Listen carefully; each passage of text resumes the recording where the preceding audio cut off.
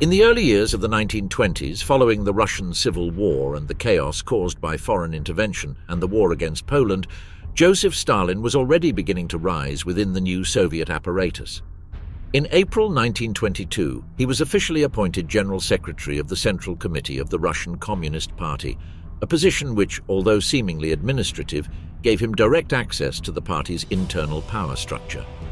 This appointment coincided with a delicate stage for the country: post-war reconstruction, the centralization of Bolshevik power, and, above all, the physical deterioration of its top leader, Vladimir Lenin. Stalin, who had already been a member of the Politburo and held leadership of the Commissariat for Nationalities, expanded his influence by also assuming the headship of the Workers' and Peasants' Inspection Commissariat. This position granted him the authority necessary to control the state's administrative structures, while at the same time providing him with his own intelligence network. This secret force not only monitored the Soviet population, but also spied on party members, giving Stalin key information about potential rivals. With these tools, he began consolidating himself as a feared and almost untouchable figure within the Bolshevik machinery. In December of the same year, with the formal proclamation of the Soviet Union, Stalin was already a central figure of power. Taking advantage of Lenin being partially paralyzed by a stroke, he began to move his pieces swiftly. He used his position as General Secretary to place his most loyal allies in strategic posts, including Kliment Voroshilov, while discreetly purging officials and mid-level cadres who could pose a threat to his ambitions.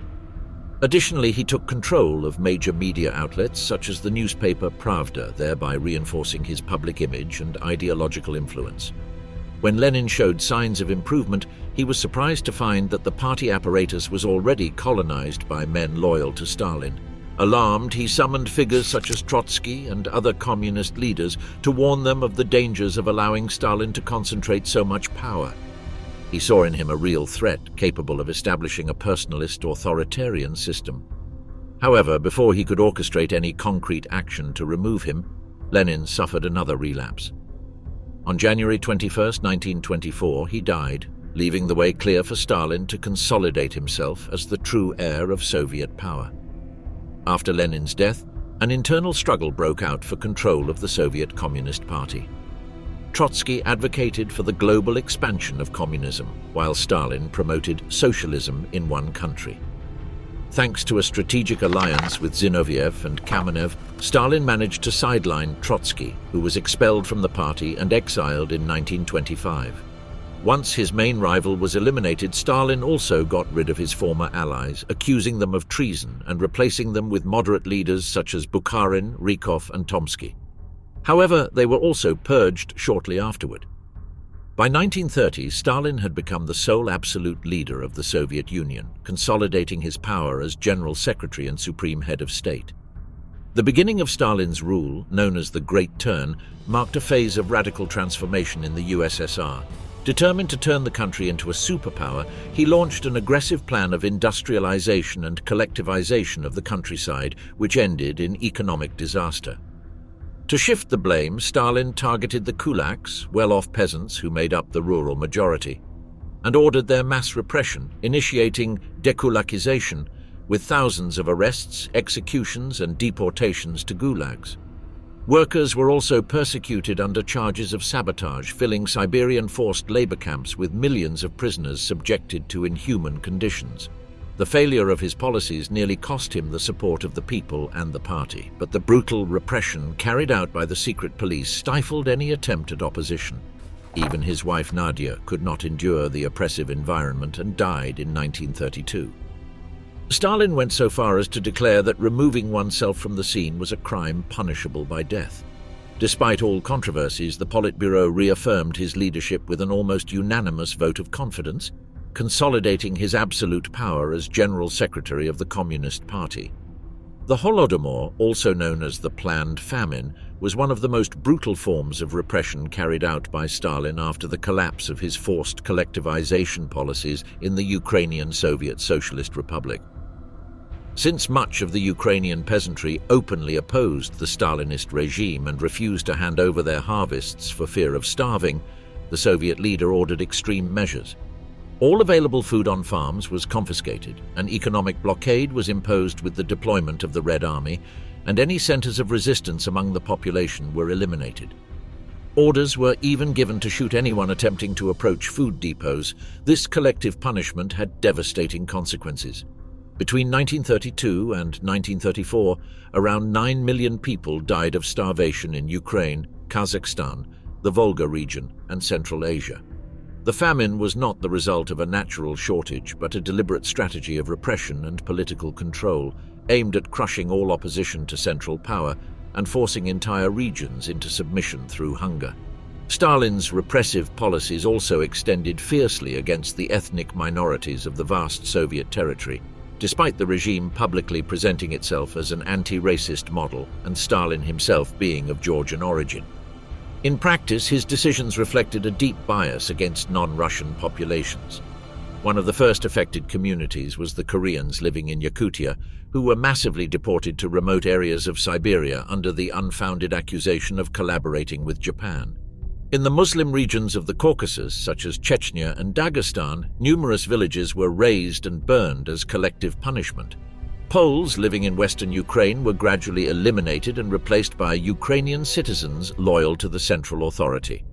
In Karelia, the Finnish population was subjected to forced labor, while the Roma in cities such as Moscow and Leningrad were sent to the Nazino concentration camp where many perished. Faced with the growing number of real and imagined enemies, Stalin established a security force at his direct service, the Soviet State Police, or NKVD. Initially led by Nikolai Yezhov and later by his close collaborator Lavrenti Beria, this organization became one of the regime's most feared tools, carrying out deportations, torture, mass purges, and ethnic extermination campaigns under the absolute command of the Soviet leader. The so-called Great Purge of 1937 was Stalin's most drastic operation to eliminate any threat to his power, even among his own allies. The assassination of Leningrad's governor, Sergei Kirov, in an attack attributed to Trotskyist sympathizers, served as a pretext to activate the NKVD's repressive apparatus. From then on, a wave of arrests and executions swept the country. Among the first to fall were key figures of the old Bolshevik party and former collaborators of Stalin, such as Lev Kamenev, Grigory Zinoviev, and Nikolai Bukharin. They were joined by nearly 100 Central Committee members, as well as senior Politburo officials and regional leaders. Adolf Hitler or Joseph Stalin, who was the most bloodthirsty and brutal dictator of the 20th century? Adolf Hitler and Joseph Stalin were, without a doubt, the two most ruthless and influential dictators of the 20th century. Although irreconcilable enemies ideologically, they shared certain common elements. Both were born into humble backgrounds, experienced the devastating impact of World War I, and managed to rise to the top of power in their respective countries thanks to sharp political strategy. Interestingly, in their youth, both had artistic aspirations. Hitler wanted to be a painter and was rejected by the Vienna Academy of Fine Arts, and also showed interest in architecture, while Stalin became known as a writer of pastoral, nationalist-themed poetry, a little-remembered aspect of his past. Despite their youthful artistic ambitions, both Hitler and Stalin ended up embodying the most extreme forms of authoritarianism in 20th century Europe. Each led one of the continent's greatest powers with an iron fist, the Third Reich in Germany and the Communist Soviet Union. Both cemented their absolute rule through a system of institutionalized violence, relentless repression, and personality cult. Curiously, although they hated each other ideologically, Hitler denounced communism as Judeo-Bolshevism and Stalin condemned Nazi fascism as a reactionary threat. They shared a deep disdain for the liberal and capitalist democracies of the West. Moreover, in some respects, there was a certain mutual admiration. Hitler valued the brutal firmness with which Stalin had consolidated his power in the USSR, while Stalin, a declared Germanophile, held in high regard Germany's ability to rebuild after the 1918 defeat, as well as the iron order Hitler imposed when taking control of the state. According to some Soviet intelligence reports, Stalin was particularly impressed when he learned of the internal purge Hitler carried out in 1934, known as the Night of the Long Knives, in which he eliminated his rivals within the Nazi movement, including Ernst Röhm, leader of the SA. It is said that Stalin commented admiringly, What a guy this Hitler is. He really knows how to get rid of political enemies. Both regimes were openly hostile, yet among their leaders there were certain gestures of recognition toward the efficiency of terror as a mechanism of power. Today, many experts continue to debate which of the two great tyrants of the 20th century, Hitler or Stalin, represents the pinnacle of absolute evil. Both carried out regimes marked by terror, repression, and extermination. But in the case of Adolf Hitler, whose figure has become the most universal symbol of horror, he is directly held responsible for starting the Second World War. This conflict devastated Europe, both physically and morally, and caused the deaths of approximately 55 million people. From his rise to power as Chancellor in 1933, Hitler secured total control of the German state. One of his first actions was to eliminate his political opponents. Many were murdered, others imprisoned in concentration camps that soon held tens of thousands of prisoners. His ideology, expressed in his book Mein Kampf, considered the doctrinal foundation of Nazism, promoted the supremacy of the Aryan race and despised those he deemed inferior. The crimes committed by Joseph Stalin were no less severe than those of the leader of the Third Reich. Once he became General Secretary of the Communist Party of the Soviet Union, Stalin continued the line set by the Bolsheviks after Lenin's coup in 1917. Inspired by the Jacobin model of the French Revolution, the Bolsheviks established the so-called Red Terror in response to the counter-revolutionary White Terror. This long and bloody civil war left a toll of over 9 million victims, including direct deaths, famines, and widespread economic collapse. In an ironic twist of history, Lenin, in his final days, expressed serious doubts about Stalin's character. In one of his last writings, he recommended that his party colleagues remove Stalin from the General Secretaryship. He considered his behavior too rough and authoritarian for the position. "Stalin is excessively rude," Lenin wrote, "and this flaw, acceptable among us as comrades, becomes intolerable in a party leader. I suggest seeking another candidate with more tolerance, loyalty, and courtesy." However, that warning was ignored. Once consolidated in power, Stalin established a ruthless and iron-fisted dictatorship. From the 1930s onward, he launched a massive repression campaign known as the Great Purge or Great Terror. Hundreds of thousands of people, including members of the Communist Party itself, Red Army officers, socialists, anarchists, and ordinary citizens, were arrested, summarily tried, and deported to the gulags or directly executed. What began as an ideological war between Reds and Whites turned into a systematic machinery of repression under Stalin's absolute command. Aux innombrables morts provoquées par ordre direct de Staline à l'intérieur des frontières soviétiques, il faut également ajouter les crimes de guerre commis par le régime pendant la Seconde Guerre mondiale. L'un des épisodes les plus infâmes fut le massacre de la forêt de Katyn. Au printemps 1940, Staline autorisa l'exécution systématique de plus de 22 000 prisonniers d'origine polonaise. Parmi les victimes se trouvaient environ 8 000 officiers de l'armée, 6 000 agents de police et 8 000 civils supplémentaires, dont beaucoup appartenaient à l'élite intellectuelle du pays. Professeurs, artistes, scientifiques, historiens, ainsi que des propriétaires terriens, industriels, avocats, fonctionnaires considérés comme hostiles et des prêtres catholiques. Cette opération visait non seulement à éliminer d'éventuels leaders de la résistance, mais aussi à décapiter culturellement et moralement une nation occupée.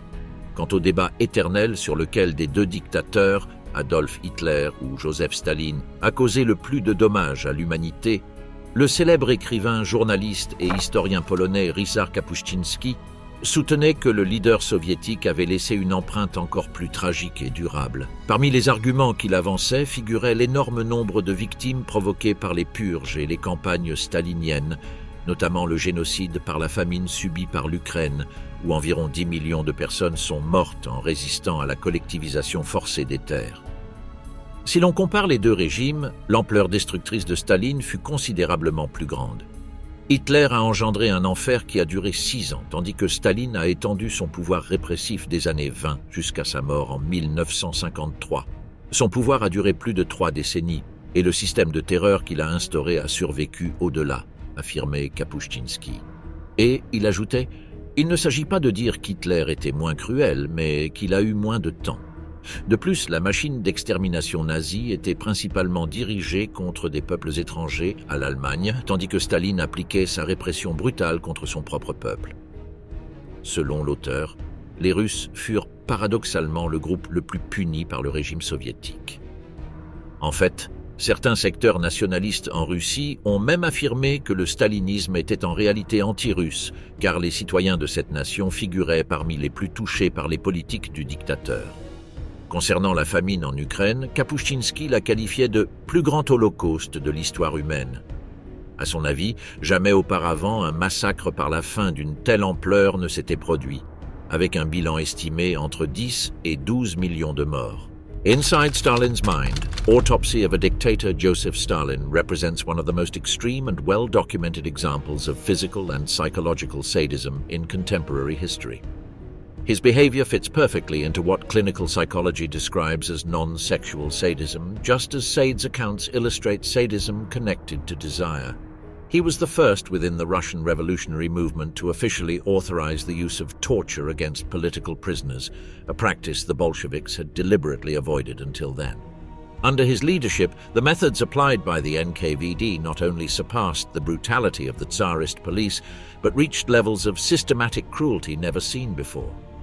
On occasions, Stalin personally dictated the specific forms of torment to be used during interrogations. But his preferred way of exercising dominance was not always physical, but psychological. He took particular satisfaction in assuring his victims they were safe, only to order their arrest shortly afterward. This seemingly simple act had a devastating effect. The greater the person's trust in their security, the deeper the emotional blow when reality was revealed. Stalin enjoyed knowing that while he conveyed calm and protection, he had already decided the fate of his interlocutor. This type of manipulation allowed him to exercise absolute control, a form of power that went beyond the political or military, total domination over others' perception, hope, and fear. What expression of power could be more extreme than deliberately playing with a person's soul before destroying it? Few acts reveal Stalin's psychological sadism as clearly as his habit of offering affection or protection just before destroying his victims. An emblematic case is that of Civil War veteran D.F. Serdik. Shortly before his detention, Stalin raised his glass at a reception in his honor, declaring they were celebrating brotherhood.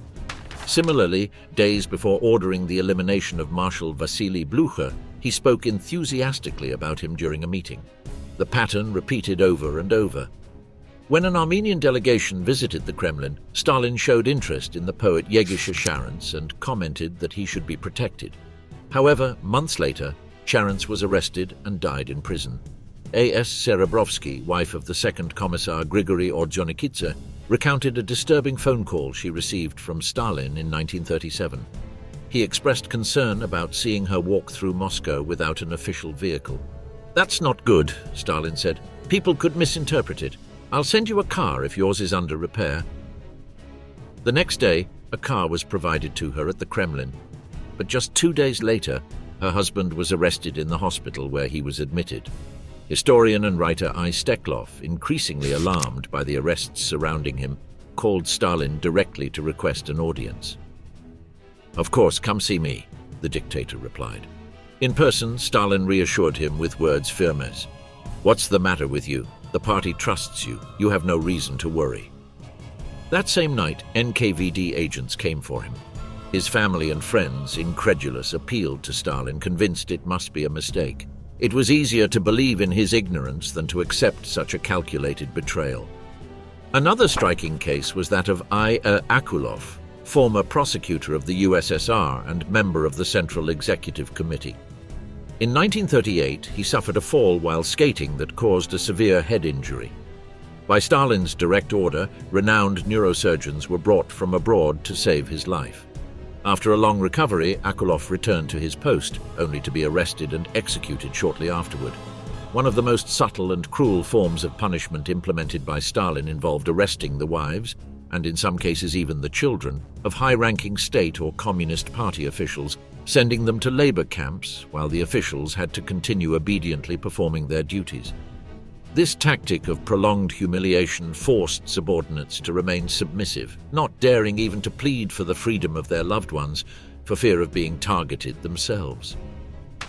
This happened with the wife of Mikhail Kalinin, the former president of the Soviet Union, who was arrested in 1937. Polina Zhemchuzhina, wife of Vyacheslav Molotov, one of Stalin's most loyal collaborators, as well as the wife and son of Otto Kusinin, a senior Comintern official, were also detained. All went through the camp system. An anonymous witness recalled that, in a conversation, Stalin directly asked Kusinin why he did not intercede for his son. The official replied submissively, "There must have been serious reasons for his arrest." Stalin, amused by the answer, then ordered his release. Kusinin, however, never sent help personally to his imprisoned wife. He did it through his housekeeper, avoiding any direct contact. Stalin's inner circle was not exempt from this kind of control. Even the dictator's personal secretary's wife was sent to a camp while he remained at her side, carrying out orders without protest. It does not take much imagination to grasp the humiliation this implied. These men, some of the most powerful in the country, could not only not resign from their positions, but were forced to accept the arrest of their families as if it were justified. They could not ask for explanations. They could not show weakness. In many cases, they had either completely anesthetized their conscience or were entirely emotionally broken, lacking dignity and personal will. A particularly revealing case was that of Lazar Kaganovich, one of the most influential figures of the regime. His own brother Mikhail, who had served as minister of the aviation industry before the war, was arrested. Yet Kaganovich did not raise his voice nor attempt to intervene. The absolute loyalty demanded by Stalin required total sacrifice, even of one's family, as the ultimate proof of submission. Mikhail Kaganovich, brother of the influential Soviet leader Lazar Kaganovich, was at one time a loyal Stalinist, directly involved in multiple episodes of political repression. However, after the end of World War II, he fell out of favor in Stalin's eyes. Taking advantage of this loss of favor, some detainees, accused of being part of an alleged fascist center, pointed to him as a collaborator. In their testimony, they absurdly claimed that Mikhail, being Jewish, was destined to serve as vice president in a potential puppet government if the Nazis had managed to capture Moscow. When Stalin was informed of these accusations, which he clearly anticipated or encouraged, he did not hesitate to act. He called Lazar Kaganovich and informed him that his brother would be arrested for his alleged connections to fascist elements. Lazar's response was cold. Well, if necessary, let them arrest him. During a Politburo meeting, Stalin publicly praised Lazar's exemplary attitude, highlighting his ideological firmness in placing party interests above family ties. However, Stalin added that action should not be rushed. Mikhail had been in the party for years, and it was necessary to carefully review the statements against him. Therefore, he ordered a confrontation between Mikhail and his accuser, a task assigned to Anastas Mikoyan. The confrontation took place in Mikoyan's office.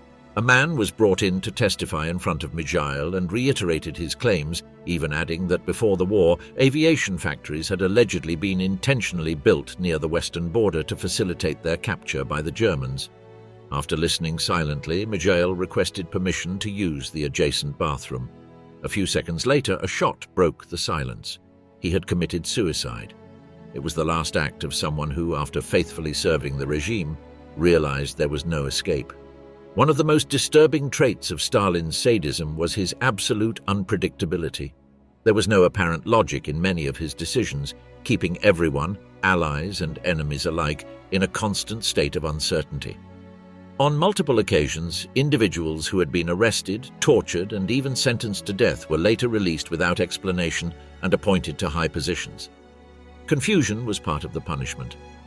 The case of Sergei Ivanovich Kavtaradze clearly illustrates this pattern. A former comrade of Stalin during the years of clandestinity, he even helped him hide from the Tsarist police in St. Petersburg. Kavtaradze aligned with the Trotskyist opposition in the 1920s, although he abandoned the cause when the group's leadership urged its followers to withdraw from political activity. After the assassination of Sergei Kirov in 1934, Kavtaradze was exiled to Kazan as punishment for his past opposition. From there, he wrote a letter to Stalin assuring that he was not conspiring against the party. Surprisingly, the response was immediate. His exile was revoked. Shortly afterwards, state newspapers published an article authored by him, recounting an anecdote from his years alongside Stalin in the underground struggle. Stalin himself praised him, although Kavtaradze never revisited the topic nor rejoined the party. He remained in a discreet editorial job until in 1936 he was arrested without warning along with his wife. Both were subjected to torture and sentenced to death, accused of participating in an alleged plot to assassinate Stalin alongside the also purged Budu Mundivani. The latter was executed shortly thereafter. Kavtaradze, however, remained for months on death row. Then, unexpectedly, he was taken to Lavrenti Beria's office, where he was reunited with his wife, so aged and weakened that he barely recognized her. Both were released. In the following months, they moved from living in a hotel to occupying 2 rooms in a communal apartment. Kavtaradze resumed his working life, still unsure of what to expect. Surprisingly, Stalin began to show gestures of rapprochement. He invited him to his home, they shared meals, and even personally visited him at his residence along with Beria. The scene caused such an impact in the building that a neighbor, seeing Stalin at the door, fainted, later saying she had seen the living likeness of the leader. During those evenings, Stalin acted amiably. He served the food himself, joked, and recalled past episodes. But at one of these gatherings, he suddenly interrupted the relaxed atmosphere and, looking him in the eyes, said, "And yet you wanted to kill me." An accusation in a casual tone, loaded with power. As historian Roy Medvedev notes, Stalin knew perfectly well that Kavtaradze had plotted no attack. But that was not what mattered. What this episode chillingly reveals is one of the deepest constants of Stalin's character, his need to demonstrate that control over life and death of every individual rested solely in his hands. He could destroy or save, reward or condemn, and do so without any justification. He rose like a relentless deity, a being who could break a person with a single word, resurrect them socially, or plunge them into the abyss of despair. In his world, the fate of others did not respond to justice, but to his will. And no one, absolutely no one, was safe. Gulag, the horror of Stalin's concentration camps. The regime turned them into instruments of repression against anyone who dared to think differently. Over 400 forced labor camps were established, where detainees, emaciated from extreme malnutrition, were subjected to inhumane conditions. Upon death, their bodies were buried in unmarked mass graves. There, they endured freezing cold of up to 45 degrees below zero, complete isolation, and constant physical and psychological abuse, which drove many to despair or madness. Food was minimal and repetitive. Winter was constant and merciless. The extreme cold affected the mind. Clothing offered insufficient protection. Housing was fragile and dilapidated. Barracks overcrowded. Medical care nearly non-existent, and workdays exhausting. That reality was a frozen hell, completely devoid of humanity. Hundreds of forced labor complexes existed, located in the most remote and uninhabited areas of Soviet territory. Places where no one had ever lived, and for an obvious reason, survival in these regions was practically impossible. They were lands of perpetual winters, where the climate seemed designed to break both body and will. Millions of people lost their lives there or were marked forever. The term Gulag comes from the Russian acronym for the main administration of corrective labor camps and colonies, an agency subordinated to the NKVD, the People's Commissariat for Internal Affairs. Over time, the word came to represent the entire system of detention and punishment camps established in the Soviet Union, as well as each of its repressive centers. The West became aware of the magnitude of this horror through the Gulag archipelago, the work of the writer and dissident Alexander Solzhenitsyn, Nobel laureate in literature, who exposed with brutal honesty how these camps were used as instruments of repression to silence anyone who thought differently. The first forced labor camps appeared shortly after the October Revolution. Over time, their number and function increased, becoming a key part of the Soviet economic system. It was only after the death of Joseph Stalin that this repressive network began to be dismantled. Both common criminals and political opponents were imprisoned in these camps. The latter suffered the most extreme conditions, merely criticizing the government, reading a censored author, or showing sympathy for a fallen figure was enough to be accused of counter-revolutionary activities and receive long sentences under extreme punishment regimes. Forced labor was mandatory, Detainees, malnourished and inadequately clothed, had to endure grueling workdays under inhumane conditions. Punishment was part of the daily routine. In the eyes of the regime, those who did not align with power were useful only as a productive force. They were assigned to extract natural resources, colonize uninhabited regions, build industries, and carry out colossal infrastructure projects. The human cost was devastating but invisible to the state. The lifeless bodies ended up buried in anonymous graves under roads, dams, and buildings they had helped construct. In total, more than 400 camps operated across the Soviet territory. It was an organized structure for exploitation, control, and silent elimination. Today, barely any traces of that system remain. Time, snow, and wind have erased many of the physical remains. These were constructions designed not to endure, but to break those who lived in them. Stalin periodically renewed the population of labor camps through new waves of repression. Every so often, thousands of opponents and people considered enemies of the regime were arrested on charges of treason or sabotage and deported to the gulags as part of campaigns to eliminate any form of dissent. Like many other revolutionaries of his time, Stalin was exiled to Siberia several times before coming to power. He managed to escape on at least 3 occasions, an experience that deeply shaped his view of punishment and isolation. He knew firsthand the suffering involved in surviving in those remote, frozen regions, and precisely for that reason, he decided to make them the final destination of his enemies. For him, punishment had to be not only severe but also useful, ensuring that the condemned could not escape, served their full sentence, and that their suffering served the interests of the state.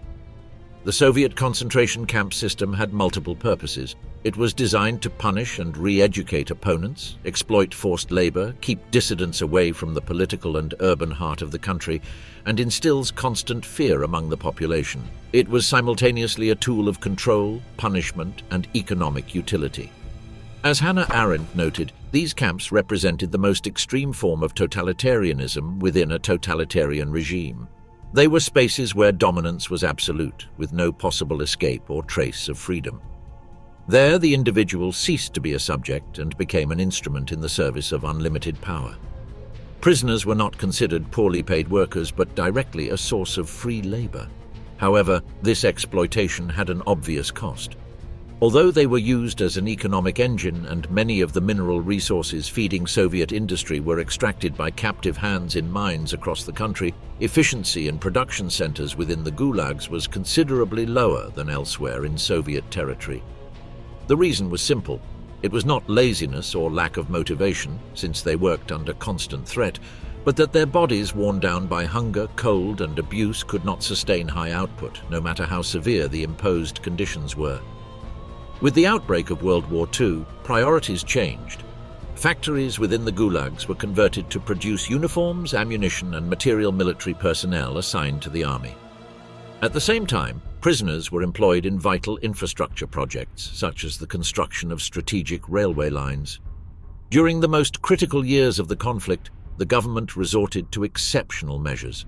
Many prisoners were released and sent directly to the front lines, where every soldier counted. Even clergy and religious figures previously persecuted by the atheist regime were set free. Faith, previously suppressed, was momentarily tolerated as a useful tool to boost public morale and encourage resistance against the Nazi invasion. In general, those sentenced to the Gulag had to serve their full term without exceptions. Reductions were extremely rare, and except in a few cases of terminal prisoners, benefits such as parole did not exist. But even upon regaining their freedom, former prisoners faced an additional sentence, that of social stigma. The state propaganda machine portrayed them as traitors, making reintegration extremely difficult. They were marked, marginalized, and condemned to isolation due to the constant suspicion that accompanied them. It was no coincidence that these camps emerged immediately after the October Revolution. The new regime was born amidst chaos, violence, and authoritarianism, and the camps were an extension of that ruthless logic. The Gulag did not represent a deviation from the system, but a coherent expression of its essence. Historian Anne Applebaum puts it bluntly. The Gulag did not appear in isolation, but faithfully reflected the environment from which they emerged.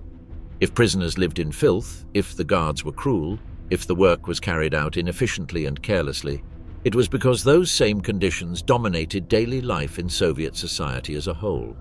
The brutality of the camps was, ultimately, a mirror of the country that created them. One of the minds behind the perfection of the Gulag system emerged, paradoxically, from within the camps themselves. Naftali Frenkel was arrested in 1923 for crossing borders without permission and for smuggling activities. Sentenced to 10 years of forced labor, he wrote a letter to the camp authorities during his incarceration. He did not ask for mercy or report abuses. He proposed methods to improve the productivity of slave labor. Among his ideas was to adjust the amount of food each prisoner received according to their output. Those who produced more would receive a larger ration. This and other proposals were adopted and replicated throughout the system.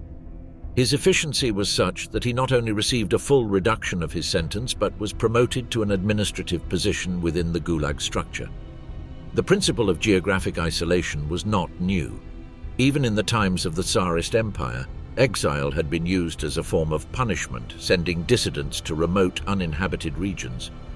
This type of forced exile not only meant family separation, but a sentence of extreme suffering, brutal temperatures, exhausting labor, and profoundly hostile living conditions. One of the main centers of this white hell was Magadan, officially the capital of eastern Siberia, but known to many as Kolyma, named after the river that flows through the region. The journalist Ryszard Kapuscinski described these lands as domains of absolute cold, endless nights, and sparse human presence, inhabited only by a few nomadic tribes such as the Chukchi, Evenki, or Yakuts. Most of the deadliest camps were located there. Prisoners were never shown a thermometer, knowing the temperature did not change the fact that they had to work anyway. However, the most experienced learned to interpret the weather accurately. If fog covered the horizon, they knew it was around 40 degrees below zero. If their breath sounded upon exhaling, it was 45. But if every breath emitted a harsh groan, like the engine of a rusted machine, and they felt that the air could fail them at any moment, they were facing temperatures close to 50 degrees below zero. Kolyma, the Siberian city where many of the cruelest labor camps of the Gulag system were concentrated, has been etched into the Russian collective memory as a synonym for extreme suffering. Even today, its name persists in everyday language. When someone goes through a difficult situation, it is not uncommon to hear as consolation the phrase, "Think that Kolyma was much worse." In this way, Kolyma has become an unavoidable reference for horror, a benchmark for the unbearable, the inhuman, the utterly devastating. Although life outside the gulags was undoubtedly more bearable than inside them, conditions in the Soviet Union remained harsh and, in many cases, bordered on inhuman. Therefore, it was not surprising that suffering in the labor camps reached extreme levels. The mortality rate in the gulags fluctuated in parallel with the overall situation in the country. It soared during major crises, such as the famine of the early 1930s or the harshest years of World War II. In particular, during the German siege of Stalingrad, over 1 million people died of starvation, and if food was scarce in cities, even less reached the prisoner camps. Unlike Nazi extermination camps, the gulags were not explicitly designed to kill. There were no gas chambers, but that did not imply any respect for human life. The system fed on indifference, punishment, and exploitation. The exact number of deaths in the camps remains debated, but scholars estimate that between 1.5 and 3 million people died there. The causes were multiple: extreme cold, severe malnutrition, epidemics, guard brutality, and a logic of permanent arbitrariness. Mortality in the gulags was 4 to 6 times higher than the Soviet national average, which is especially alarming given that even outside the camps, rates were already high. A common practice among Gulag officials was to release prisoners in terminal condition or with serious illnesses. This measure, far from being an act of compassion, served to mask the official mortality figures. The prisoners did not die in the camps, but outside them, thus erasing their statistical trace. Unlike the crimes of Nazism, which are almost unanimously condemned, the abuses committed under Stalin's regime have historically met with more leniency, relativization, or even oblivion. The immediate reaction of rejection that the Holocaust usually evokes does not always appear with the same intensity when discussing the Soviet system. Part of this difference is explained by the limited graphic documentation of the gulags. Unlike the Nazi camps, which were filmed and photographed by the Allied forces upon their liberation, the Soviet system hid its horrors behind a rigid wall of propaganda and censorship. The Cold War further loaded the historical narrative with ideology, causing distortions, omissions, and prolonged invisibility. Accounts of the Soviet camps were far less disseminated, and their memory was clouded by political interests.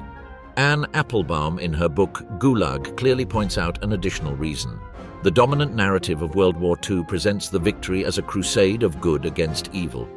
It is difficult to accept that one of the key players in that victory, the Soviet Union, simultaneously maintained its own network of concentration camps.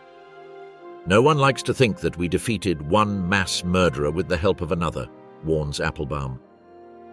It is uncomfortable to look at the photo of the Yalta Conference and accept that one of the three leaders portrayed there was responsible for millions of deaths. And of course, another fundamental element was the Soviet apparatus of censorship, propaganda, and repression. For decades, any attempt to tell what was really happening in the concentration system was silenced. Not only were those who criticized the regime persecuted, but also those who simply tried to tell the truth. On the rare occasions when testimonies about the Soviet camps managed to reach the West or someone managed to escape, the regime's propaganda apparatus mobilized immediately to discredit the whistleblower. Alexander Solzhenitsyn was one of the most famous targets of this defamation machinery. He was publicly accused of alcoholism, mental instability, and even homosexuality, all to undermine the legitimacy of his revelations. If Primo Levi became the voice of the Nazi camps, the gulags found their deepest and most unflinching chronicler in Varlam Shalamov. Although it was Solzhenitsyn who popularized the word gulag in the West, it was Shalamov who managed to describe its essence with unmatched literary harshness and beauty. His work, Kolyma Tales, portrays with restrained and devastating prose the daily life inside those frozen hells. In one of his most memorable texts, he wrote, "All human feelings, love, friendship, envy, ambition, compassion, or integrity left us along with the flesh we lost during the years of hunger. In the meager muscle mass that still kept us standing, allowed us to breathe, work, and move, there was only hatred, the only human feeling that resists physical extermination." Shalamov was sent to Kolyma on 2 occasions. The first, for being associated with Trotskyism at a time when Trotsky was already considered an enemy of the state. The second, for something as simple and as dangerous as stating that Ivan Bunin, Nobel Prize in Literature in 1933, should be considered a Russian classic. During his confinement, he worked as a miner, charcoal burner, nurse, and typesetter. He spent nearly 25 years deprived of freedom. He was released in 1951, but like many other survivors, he never fully reintegrated into civilian life. His work, profoundly valuable, only gained widespread recognition after his death. The Gulag system was officially dismantled in 1953 after Stalin's death as part of the de-Stalinization process promoted by the new Soviet leadership. However, there is an ironic and chilling fact. In the very year the camps began to close, the system reached its record number of detainees. More than 2.5 million people were then held in inhumane conditions behind the barbed wire of the Gulag. Not even his son was spared by Stalin. The life of Yakov, Stalin's eldest son, was marked by neglect and pain. From a young age, he grew up under the shadow of his father's indifference and suffered scorn and mistreatment in his youth.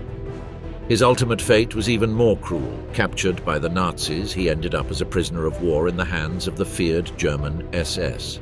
It is July 16, 1941. Only 21 days have passed since the Wehrmacht, with over 3 million soldiers, unleashed the most colossal military operation ever seen, penetrating Soviet territory. Stalin remains paralyzed, and in Moscow the fear grows that the city could fall within weeks. Meanwhile, the Soviet High Command focuses its last hopes on a desperate defense in Smolensk, located 400 kilometers from the capital. There they hope to halt the advance of Army Group Center, one of the 3 major formations of the German army. But on the ground, the situation is chaotic. Many divisions are retreating without resistance, and others surrender without fighting. Amid that chaos, near the Belarusian town of Vitebsk, operated the 14th Armored Division of the Red Army. This formation included a heavy artillery regiment, the 14th Howitzers. Among its ranks, commanding one of the pieces, was a young lieutenant named Yakov Jugashvili, 1907 to 1943. On that July 16th, Yakov experienced the same fate as many other Soviet officers. He was overwhelmed by the relentless speed of the German advance. The Blitzkrieg, or Lightning War, combined aerial bombardments with mechanized attacks that broke through defensive lines at key points without pausing to consolidate territory. By the time many tried to react, their positions were already isolated, surrounded, and cut off from communication. Amid the general collapse, Lieutenant Yakov Jugashvili found himself separated from the unit assigned to protect his artillery piece. While trying to regroup with them, he was intercepted by a group of Soviet infantry who, in their desperation, asked him to lead them in an attempt to break through the enemy encirclement. But once the shooting started, those soldiers panicked and abandoned him to his fate. With no other option, Yakov removed his uniform and disguised himself in peasant clothing. He sought refuge in a rural house, but the woman who received him burst into tears, terrified at the thought that the Germans might discover him. Understanding the risk to her, he left. Shortly after, a nearby explosion left him stunned, and surrounded with no way out, he walked toward the German positions and surrendered. At first, his capture caused no reaction. His surname raised no suspicions, and he was treated as an ordinary prisoner. But someone recognized him, perhaps by his face or a poorly calculated comment, and alerted the guards. This man was not a mere lieutenant. He was Yakov Jugashvili, Stalin's son. The dictator's real name, Jugashvili, gave him away. In a country marked by purges and fear, it was not hard to find reasons to betray the tyrant's son. Many had lost family members by Stalin's own orders, and seeing his firstborn fall was a kind of silent revenge.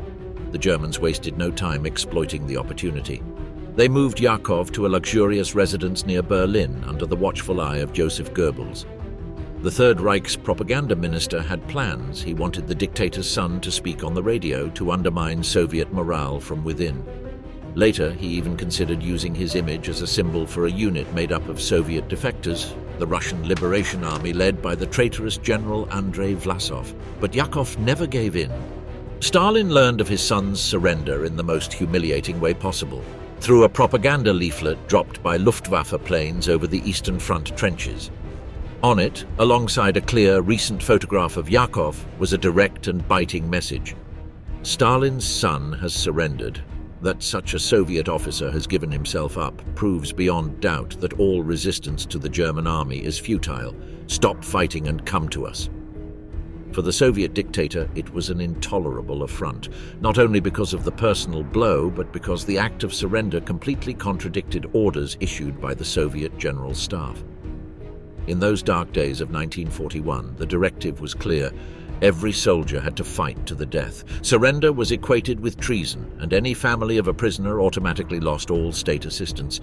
Nazi propaganda had found a perfect target, exposing Stalin's own son as a symbol of weakness. For the man of steel, there was no room for forgiveness. Yakov Jugashvili's fall from grace did not end with his capture. It unleashed a chain of reprisals within Stalin's inner circle. For the dictator, nothing happened by chance. His mind, plagued by suspicion and resentment, needed someone to blame. According to Miklos Kun in Stalin, an unknown portrait, 2003, a wave of paranoia swept through the Kremlin after the news of his son's surrender. Stalin was convinced that an internal betrayal must have been behind the capture. Someone inside or outside the army had to pay for it. The first victim was Yulia Meltzer, Yakov's wife and mother of his daughter, a Jewish dancer of Ukrainian origin. She was arrested and sent to a labor camp as direct retaliation. Then came Alexander Svanidze, Yakov's maternal uncle, who had long been imprisoned in the Gulag. He was taken from his confinement only to be executed by a gunshot. In 1942, the purge spread even further. Maria Anisimovna, Svanidze's wife, and another aunt of Yakov, sharing her name, were also killed. The only member of the Svanidze lineage to survive Stalin's wrath was Galina, Yakov's young daughter. Her fate changed thanks to the intervention of Svetlana Alliluyeva, the daughter Stalin had with his second wife. Although only Yakov's half-sister, Svetlana, was determined to protect her niece and achieved the unthinkable, convincing her father to release Yulia Meltzer from the Gulag and allow the girl not to grow up alone. It was an unusual act of compassion in an environment marked by terror and revenge. In contrast, Vasily, Stalin's other son, did not lift a finger. Drunk, volatile and resentful, he had always despised his half-brother and showed no interest in helping. For him, Yakov's misfortune was little more than a family settling of scores disguised as war. Meanwhile, from the other side of the front, exchange proposals kept coming. First, the Germans offered to trade Yakov for Leo Rudolf Raubal, Hitler's favorite nephew. Later, they proposed an even more symbolic exchange, freeing the Soviet dictator's son in return for Marshal Friedrich Paulus, the defeated commander of the German Sixth Army at Stalingrad. But Stalin refused. For him, Yakov's fate was already sealed. The last night of the Red Tsar, how Stalin fell. Svetlana Alliluyeva, daughter of the Soviet leader, left a shocking testimony about her father's final moments. The agony was horrible.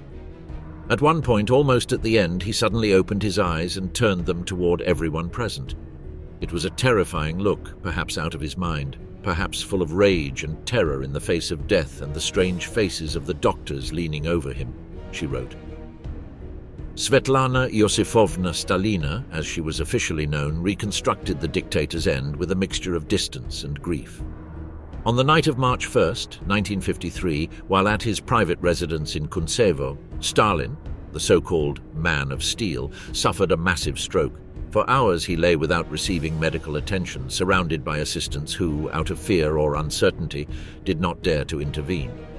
It was the beginning of a slow and horrifying agony that would mark the end of the most feared regime in Soviet history. At 11 o'clock on the night of Saturday, February 28, 1953, Stalin hosted a private dinner in the dining room of his dacha in Kuntsevo, summoning the four most powerful men of his inner circle. Among the guests were Nikita Khrushchev, then Secretary of the Communist Party in Moscow, Lavrenti Beria, head of the feared NKVD secret police and chief executor of purges, torture and disappearances, Georgy Malenkov, a key figure in the party's Central Committee, and Nikolai Bulganin, who held the position of Minister of Defense. That meeting of the Big Four of the Stalinist regime would be the last they shared with the supreme leader alive. If there were any political frictions during the evening, they seemed forgotten by the time of farewell. What was abundant, however, was alcohol. Stalin, known for his inexhaustible resistance to vodka, drank without measure. Around 4 o'clock in the morning on Sunday, March 1st, the four guests left the residence. Later, they reported that the leader appeared visibly euphoric and drunk. He even allowed an unusual show of affection by patting Khrushchev on the shoulder and affectionately calling him Nichik, mimicking the Ukrainian accent. Nikita Khrushchev, born in Kalinovska near the Ukrainian border, had been sent years earlier by Stalin himself to oversee the implementation of the collectivization policies that caused the catastrophic famine in that region between 1932 and 1934. With his comrades gone, Stalin was left alone. The doors of his bedroom were closed and guarded as usual by his personal security. As the dictator slept, silence took over the dacha, sealing the last night of the man who had ruled with an iron fist for nearly 3 decades. By noon, there had still been no movement in Stalin's quarters. The guards stationed at the dacha, who could only access the bedroom by walking down a corridor over 20 meters long, began to grow uneasy. The leader had not requested his breakfast, something completely unusual. Yet the fear of disturbing him was stronger than the concern. No one dared interrupt his rest. They chose to wait in silence, with growing nervousness. Around 6 in the evening, a faint light came on in one of the secondary dining rooms of the residence. The guards, tense for hours, believed that everything was returning to normal. They assumed Stalin would summon them soon, but that didn't happen. More than 4 hours passed without any signs or orders. No one entered or left his room, even though the dictator's health was visibly deteriorating. He suffered from memory loss, severe arthritis, advanced arteriosclerosis, and his temperament had become even more unpredictable, irritable, and paranoid. He himself had admitted that age was taking a merciless toll. "This damned old age is destroying me," he once said. In that March of 1953, Stalin was 75 years old. Finally, 2 men from the security team were forced to act: Colonel Matvey Starostin and Assistant Commander Pyotr Lozgachev. But even then, neither dared to enter. Starostin tried to get his colleague to take the initiative. "You're the higher-ranking officer. You go in," Lozgachev replied. "And what do you think I am? A hero?" The terror Stalin had sown over decades had not only crushed entire nations, it had also paralyzed the only people who, at that moment, could have offered him help. The dictator lay in agony. But no one dared to open the door. Meanwhile, in Moscow, Nikita Khrushchev waited at the Kremlin for Stalin's usual summons to attend another dinner with him. But the phone didn't ring. Instead, what arrived at the Kuntsevo dacha around 10 in the evening was an official message from the Central Committee sparking concern. What exactly had happened at the private residence of the Soviet leader? Using a valid excuse to avoid angering the dictator, Commander Pyotr Lozgachev ventured through the hallways of the private wing. He moved deliberately, making noise with nearby furniture and objects. "We never had to surprise him. That would enrage him. It was always better for him to know someone was approaching," he would recall years later. Upon reaching the small dining room of the dacha, Lozgachev found a desolate scene. Stalin was on the floor, lying on the carpet in an awkward position. He wore pajama pants and a shirt, propped up with difficulty on one arm, apparently conscious but unable to move. Hearing the guard's steps, he tried to lift his hand with effort to get his attention. Lozgachev ran to him. "What's happening, Comrade Stalin?" he asked urgently. The only response was a guttural, broken sound, somewhere between a whistle and a grunt. The Soviet leader had urinated on himself. Together with Colonel Matvey Starostin, Lozgachev lifted him and placed him on a sofa. The dictator's body was cold. They covered him with a blanket, unsure of what to do, but instead of calling a doctor, they contacted the Kremlin hierarchy. Stalin's personal physician, who might have known what to do, was unavailable. He had been imprisoned and tortured on Beria's orders after recommending that Stalin needed rest. Starostin contacted Semyon Ignatiev, the head of the dictator's security, who refused to make a decision and delegated the responsibility. He suggested calling Georgy Malenkov. It was then, upon learning of the situation, that Malenkov became aware, and the final agony of the little father of the USSR truly began.